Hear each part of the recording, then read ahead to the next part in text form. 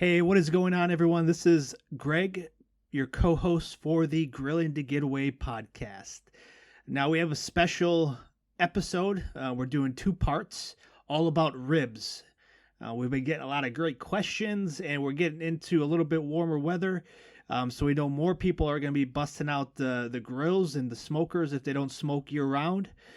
And one of the big things people like to do and throw on there are ribs. So we decided to break this up into two parts just because there's so much to go over when we're talking preparing and cooking the ribs. So part one, this episode is going to be really focused on just a little bit of brief education on the different types of pork ribs that are out there.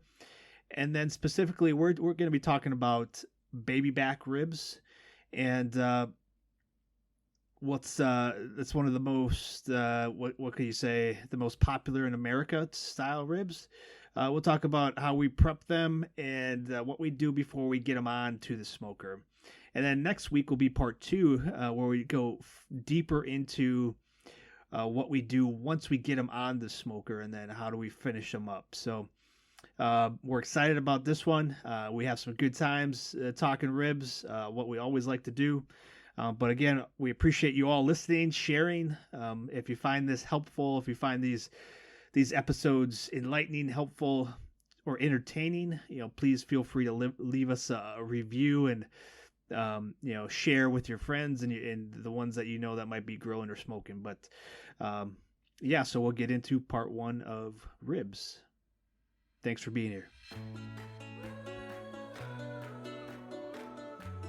Oftentimes, life is demanding, stressful, and just won't stop.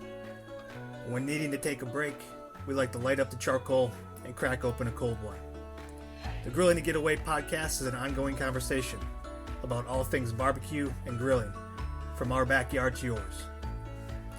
So if you sometimes don't know what the heck you're doing, if you like to learn, and if you don't take yourself too seriously, you're in the right spot.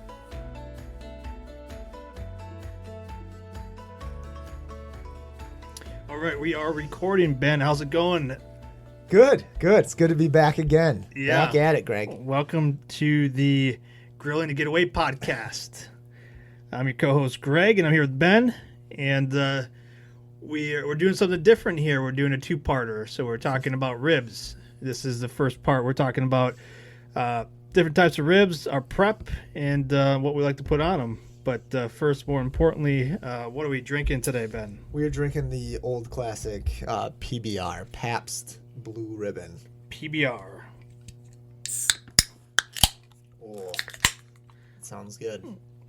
So these are the tall boys. What are these, 16 ounces? 16 ounces, yeah. Nice. Yeah. Awesome. Well, thanks for bringing them. Absolutely, yeah. It's going to be a good episode. Yeah, it's good. Talking ribs, drinking beers. That's the way we like to do it. But first, what did you cook this past week? I did it. I did the Chex Mix. I smoked the Chex Mix. Did it for the birthday party. I kept it simple. Not a ton of additives in there. Just went with the good old Chex. Did some of the rye chips. Went with some peanuts and pretzels. Okay. And yeah, I brought I used a little bit of Worcestershire sauce. Sure. And then some of our hoagie bait. Okay. Sweet honey sauce. Yeah. Barbecue sauce in a pan, and brought it, heated it up so it would spread real nice and stuff, kind of combine, and drizzled that on top, mixed it around, and then I used our fire for effect. So sweet heat seasoning, or all-purpose, or barbecue rub. So just doused it in that and stuff, and then just smoked it nice slow for stirred it 20 minutes. At 20 minutes, checked it and stirred it. And then checked another 20, and then another 20. So about hour total. And so you bought some Chex Mix, but then you added to it. You added some more rye chips. You added some peanuts, or was this all pre-mixed together? I bought the Chex Mix cereal. Oh, the cereal. Okay. The cereal. Then you added. Yeah, I added everything else. Yeah. Nice. Bought them all separate. put it all together and stuff. So Very nice, man. And I had some. I was at the party. It tasted good. It was a big hit. Yeah. People couldn't stop eating it. Yeah, well, they were hungry. They didn't have a choice. If you only put out one thing, Greg, you don't have many options. But that's insider tip. If you only put out one appetizer, they're bound to eat it. It'll be everyone's favorite. Yeah. Well, that's good, man. What else did you cook for the party? Yeah, we did a party package from a local butcher shop. Went to the Butcher Block. They carry Creek. Right there in Oak Creek, just north of Ryan Road. They carry all of our products, and they always have good stuff. So we got brats and hot dogs from them, and it turned out awesome, man. I mean, I have nothing bad to say about their meat and stuff. They do an awesome job. They're, the hot dogs are huge.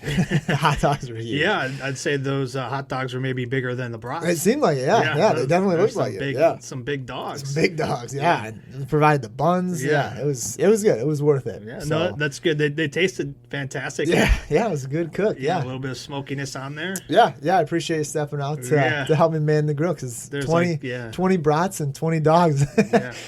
Gotta flip this one. Yeah, I never need an excuse to grill to get away. You know what I mean? Any reason to get outside.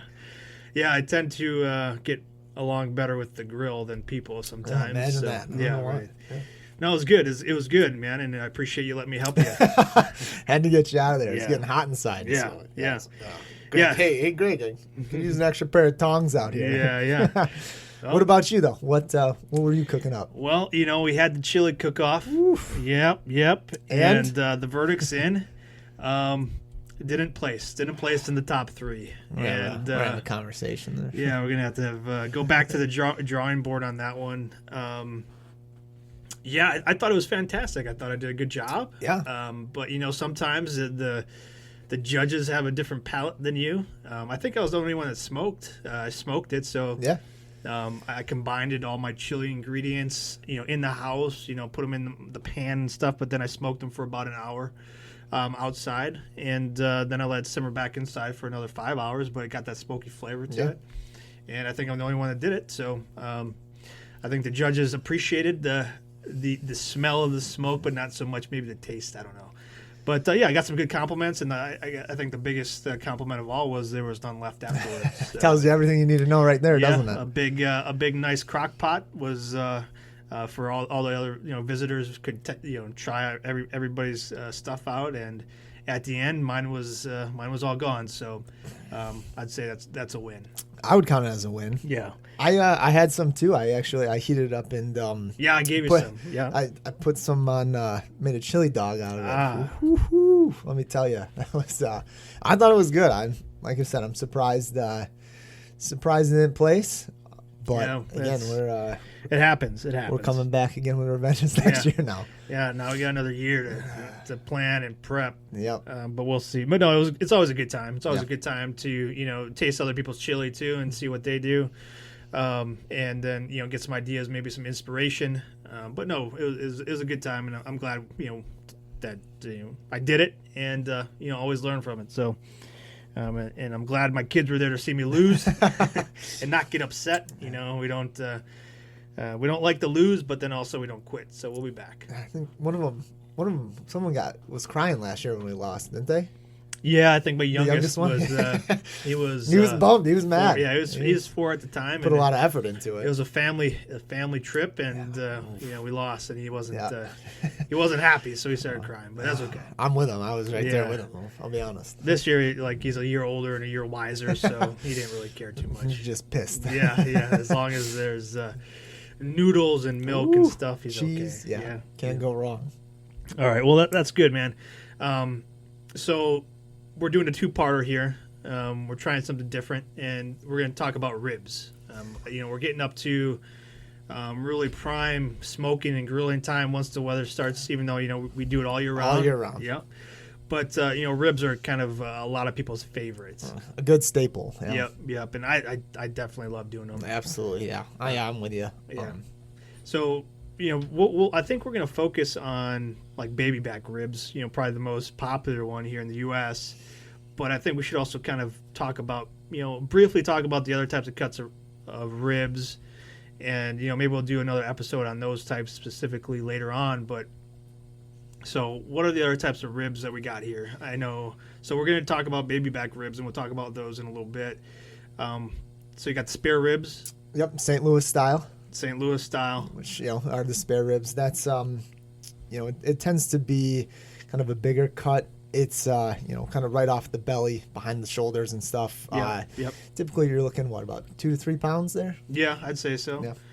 And then we also got like the country style pork ribs. Yeah. Those are thick cut. Usually come from like the loin, sometimes the shoulder. So some people consider those chops maybe, but not necessarily.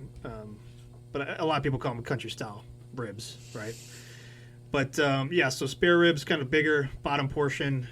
St. Louis style, those are a little bit trimmed. And then, we're going to talk about the baby backs. So the most popular one in the U.S., these are really cut from the top portion of that rib cage. Yeah. They tend to have some more meat and maybe take a little bit less time than spare ribs to actually cook. Yeah, you're looking at a kind of a smaller cut, typically about 1 to 2 pounds, give or take. Depends on the size of the rack and stuff. Yeah, it depends on where you get them. If you're getting them frozen, they might be a little bit different. If you're getting them fresh, they might be a little bit meatier. So that's a good point. How do you typically get your racks? Where do you go? How do you find them? Well, I'll be honest. So a lot of times I'll go to the local grocery store, and I love it when they have the buy one get one half off. Yeah. Those deals get me every time. You load up the freezer. I sure do. Yeah, I really do. But that's typically when I get my ribs and when I try and stack up on them. We've gotten the ones for the pig and stuff. Yeah, we had a pig butchered, and we got some nice ribs off of that one. Yeah, I haven't cooked those yet though. I haven't either. Yeah, been saving for a good time. Yeah. And so usually when I buy from like the grocery markets, like the frozen, the ones that are on sale, maybe sometimes, not really frozen but refrigerated. Mm-hmm.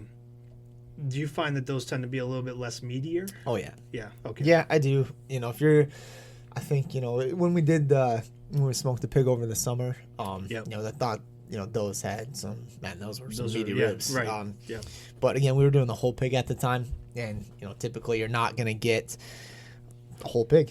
Right. So when when you really want like a good rack of ribs, I'd say ask your local butcher. Go to your kind of small mom and pop butcher shop and stuff, and when I'll be honest, like when I go to the butcher block and kind of see their ribs there, I'm always like, oh man, there's that's a rack of ribs right there. They look nice and fresh, right? Yeah. Yep. Good cuts. So yeah, what's all right. So after you buy your rack of ribs, typically what are you gonna do first? Well, I'm going to usually, sometimes I'll buy them just because they're on sale and I don't necessarily know what's going to happen. So, if that's the case, I'll throw them in the freezer. Mm-hmm. But assuming I know that I want to do the ribs, I'll usually buy a couple racks. We got the boys, there's 3 boys, and we keep having to buy more meat because they tend to eat more, right? A rack per kid, right? Yeah, almost. That's a rule of thumb. But yeah, so we'll kind of plan it out if we have that, like, hey, this week we want to do some ribs on the weekend or whatever. So then if I don't already have some, I'll go pick some up, and I'll start to prep then once I bring them back. And that's, my prep is pretty simple. I have my go-to rubs. I love our sweet heat that I put on most of my pork. But then, when I'm prepping them, maybe I'll trim a little bit of the fat off if it's fatty. But for the most part, I'm not doing too much as far as trimming or cleaning them up. When I'm doing them at home for the family, I typically tend to kind of just leave them how I get them. I'll take the membrane off the back, and then maybe a little binder on it. I do like yellow mustard as my binder. Okay. So rub it down. Rub it down with some yellow mustard, and then sprinkle it with some brown sugar, and then some of my sweet heat. Okay. Nice. What do you typically do when you got The time, the time for it, where right. I can really focus on it. I'm a big fan of yellow mustard too. I've talked to a lot of people too that will, kind of let it rest in like almost like a dock soda or like kind of Dr. Pepper, like a Coke. Yeah. I think the next rack that I do, I'll use dock soda for it. Okay. Just because obviously we have the stuff available for it. Yeah. And I've never done that. I'll be honest. Like I really, it's kind of one of those things where, once you find like what works, it's like it's kind of hard to stray from it. Especially with the prices of meat and stuff. Oh yeah. But no, for the podcast, I'd say that'd be something I would definitely want to try. Mm-hmm. But I'm with you. I love rubbing it with mustard. Yeah. And, like if I'm having a hot dog, I'm just putting mustard on it. So, so you like to do like a binder too as well. I know some people don't necessarily like. Some people don't do binders at all. But it sounds like you do as well. And then you put your rub down. Do you put anything else on there? It depends. Sometimes, I'll kind of let it soak in apple cider and apple juice. Okay. Otherwise, too, at times I'll throw a little applesauce in with the mustard too, just to kind of mix it up. Sure. Which is weird, but no, adds a little bit of and fruity flavor. Yeah, a little bit. I'll do kind of like you, throw some of the brown sugar in there and stuff too. I've done honey before. Okay. As kind of a binder and stuff. Yeah. I mean, just kind of a few different options, I guess. It depends on like how sweet I'm going. Yeah. And I guess it also depends like what type of temp you're doing too. Like I would imagine if you're doing like honey on there, you're probably keeping it real low because you don't want it to caramelize right away. But so when you prep your ribs and you got the rub on there, you got the binder on there, are you wrapping them? How long are you kind of you waiting before you put them on the smoker? So I want my temp to be about like probably the lowest I'd go is 225. The highest would be like 275. Sure. I'd say that's a good range. Yeah. Again, like it just kind of depends on, kind of what I want the bark to be like. It also kind of depends on like how tender I want them, right? Like there's times too where I just want to be able to just kind of pull the bones out. Yeah. Yep. And that's going to kind of determine when I wrap them.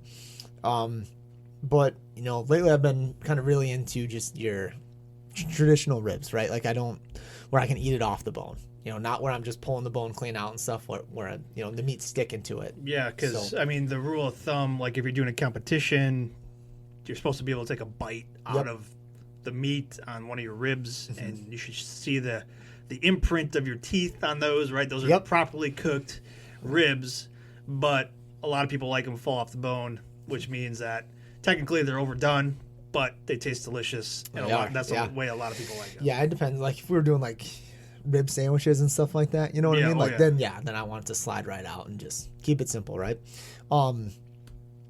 But we're not competition guys. We are not. and if we do, we're probably doing them the way we like them anyways. Yep.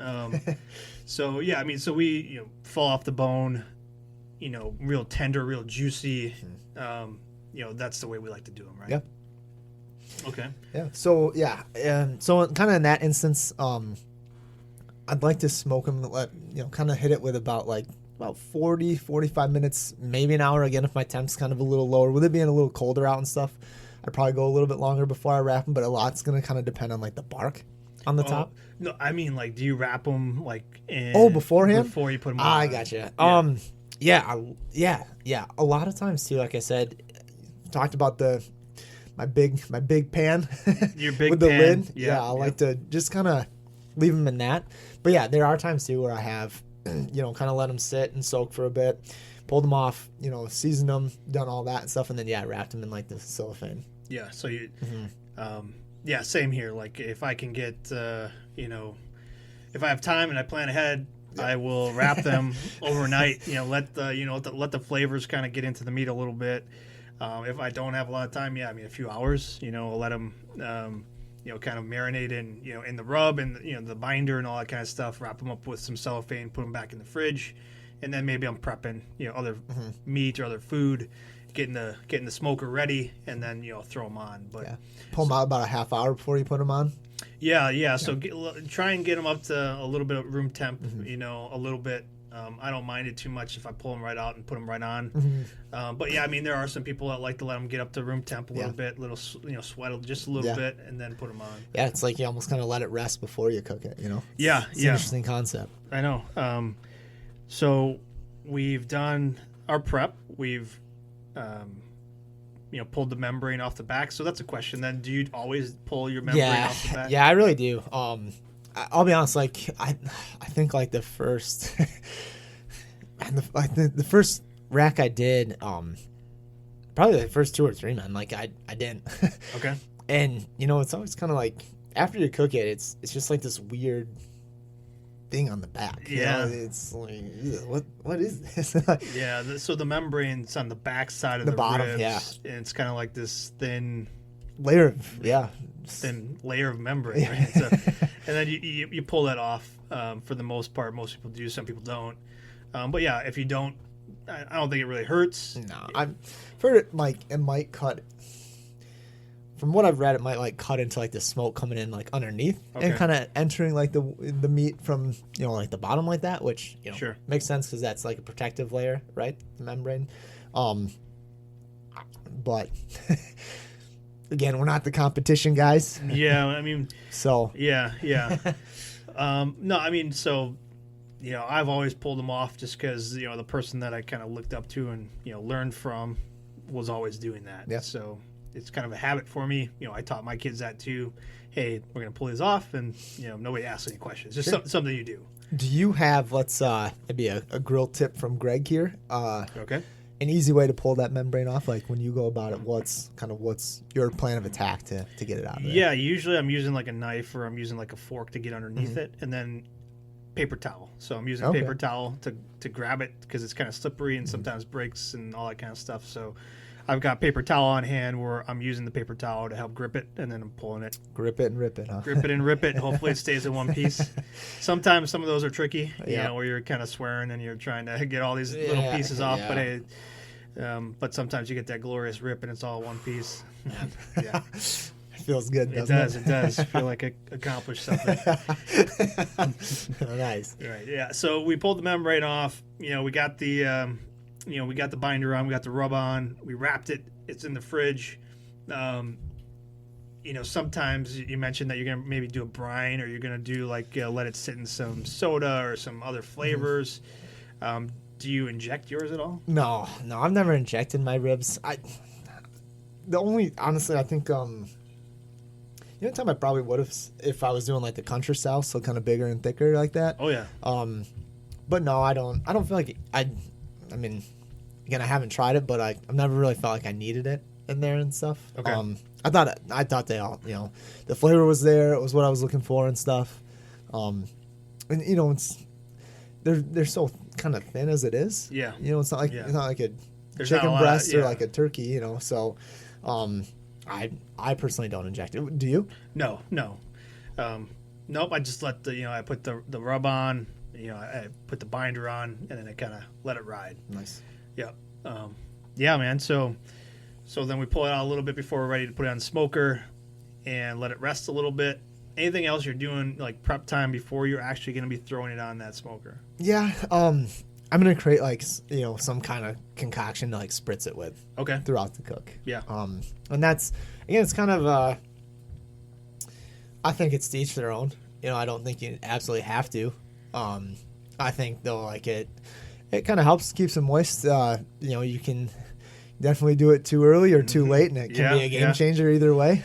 Yeah. A lot depends on what you're doing too. I mean, so I've used like kind of the imitation butter. I can't believe it's not butter, like the spray. Oh, okay. And but again, you do it too early, and it just kind of doesn't turn out as great. But yeah, Sure. When you hit it at the right time, you kind of have to pay attention, really see like what kind of a bark you want. Oh yeah. But that's kind of, again, that's throughout the cook, which we'll get to a little bit more in the next episode. Yeah, we'll talk. Yeah, the next time we'll talk about like actually the process once it's on the smoker. Yeah. What are we doing? Yeah, and typically kind of before, obviously I'm putting it on, I'm gonna have something like that kind of ready to go in a spray bottle. Okay. What about you? Yeah, same. Like, so I'm mixing my whatever spray I'm going to be, or mop sauce or whatever. Sure. Like, it depends on, again, how much time I have. I typically go to the spray bottle. So I like to do a little bit of apple cider vinegar, a little apple juice. Yeah. Yeah. Keeping it sweet, huh? Yeah, maybe like a little that. pineapple juice. Yeah. And the one time we did have our competition over the summer, we had Jack Daniels as a great partner there, so they gave all the competitors a little bit of Jack Daniels, and you could use that. It just had to be incorporated in the cook for the ribs and the tri-tip, which we were doing. But for the ribs, we did a mist, like a spray, like we did a little bit of apple cider vinegar, a little bit of Jack Daniels, and it turned out amazing. So it was a good mixture. I'm usually doing that type of mixture too. Prepping that kind of stuff, getting it ready. What other types of utensils or things do you usually have on hand, like when you are putting those on, like when you're doing ribs? Oh, definitely the meat gloves. Meat gloves are a must. Let's see, probably like a good pair of tongs. And I'd say like aluminum foil or butcher paper and stuff. Yeah. I've heard a lot of people kind of go both ways on the butcher paper, aluminum foil. We've touched on that in the past too. Mm-hmm. Again, it kind of depends on what you're looking for. The aluminum foil kind of keep things nice and tight, and keep all the kind of the juices in there and nice and moist and stuff. But the the butcher paper will continue to let it like kind of smoke through and stuff. I wouldn't say one's better than the other. It just kind of depends on what you're looking for. So what's your go-to then? So what do you typically have on hand when you're doing ribs? I usually have aluminum foil. Aluminum foil. Okay. Yeah. Yeah, same here. It's I do have like a roll of butcher paper you can get off of Amazon, or you could go somewhere local. Okay. Like I think Myers here, one of our local grocery stores. It's pretty expensive when you go there, so that's why I say Amazon. Yeah. But you could usually find it at those places. It tends to be a little bit more on the expensive side, but again, like if you're getting a roll, it might last a while. They're pretty big. Yeah, it's not like a roll of aluminum foil where it comes a lot thicker. It's a lot thicker, right? But yeah, I mean, I'm usually going to aluminum foil. So when I'm having ribs, I'll always have aluminum foil on hand. Mm-hmm. Always good for prep. It's always good for when you're actually doing the cook, and then afterwards, keeping things warm. Mm-hmm. So what else? Good. Do you use like a meat thermometer, or how do you like when you're actually doing the cook? Like, do you have something inserted the entire time, or is this kind of? Well, I don't have one of those, Greg. Okay. No. So yeah, I'll have the meat thermometer out and stuff. Again, kind of with ribs, kind of going by like the touch of them and stuff, and more so like the time. But yeah, I mean, I'll definitely always kind of have like that, the meat thermometer like handy and ready to go. But you're probably not going to need it for a while. Yeah. I mean, typically I'm not going to check it for first like hour. Sure. Maybe I'll do a temp check right around there. Again, it kind of depends on how the grill's doing. Yeah. How the coals are burning and stuff. Like they're burning too fast. My temp too low. So just kind of depends. It's always good to have on hand though. Yeah. I'd say that's having a good meat thermometer is it's a good tool to have. It's okay. Well, good. Well, yeah, we'll talk more about kind of the actual in-game process next time. Again, we wanted to, break it up because there's so much that goes into like ribs, and we didn't want to do like an hour-long podcast. Yep. So we'll break it up into two parts. Like this part, we're talking about our prep. Next week we'll talk about like once we actually get our ribs on the smoker, what's our process look like? What are we doing? How are we doing it? That kind of stuff. So anything else to add for prep? That you could think of? No, I mean, again, just the whole point of prep is making sure you got everything you need. So if you're gonna sauce them at the end, make sure you got enough. Make sure you got coals. So you got some charcoal right before you get started. Yeah. You don't want to run out halfway through. Plenty of beers for a long cook. Yeah, you can't go wrong. But wood chips too. Just making sure you have the right wood chips because again, that's something that can really throw off the flavor. I'm a big, kind of apple or cherry. Sure. For like the flavor. Fruit. Yeah. But I mean, if you have like a hickory, it depends. Again, it depends on, what you're looking to sauce them with. Maybe like a mesquite. So, something that's going to pair well with the barbecue sauce that you're using, if you're going to use barbecue sauce, or that matches like the rub. Yeah. So.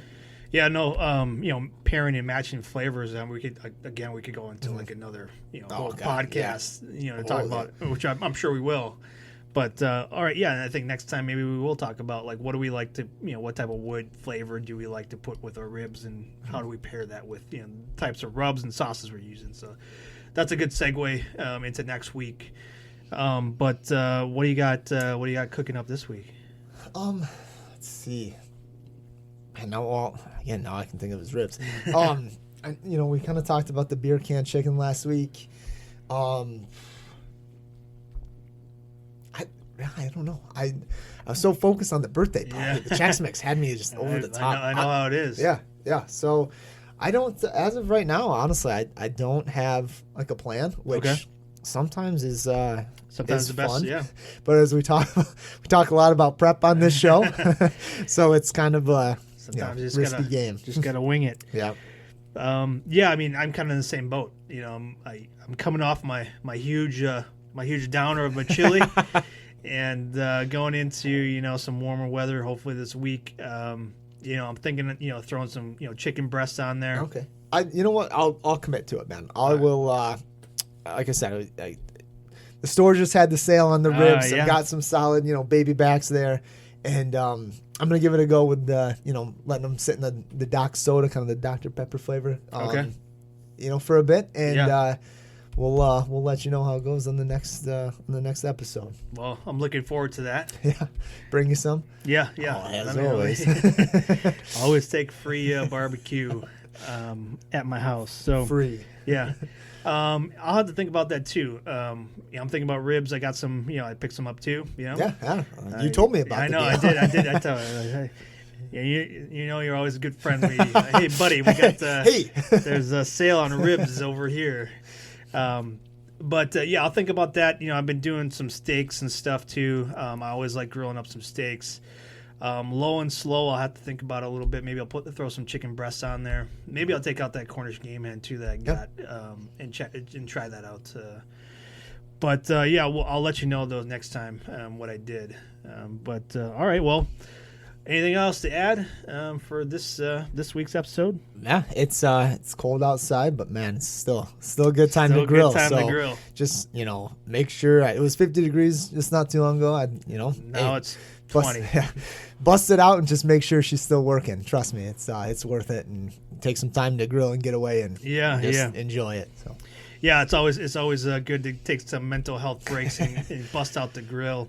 But no, we appreciate you all. Hopefully you're enjoying the conversation. If you do, please go ahead, like, subscribe, share, wherever you listen to this podcast. If you find some value from it, share it with your friends. We will appreciate it. But other than that, I guess we'll talk to you all next week. Yeah, thanks for joining. Take it easy. Cheers.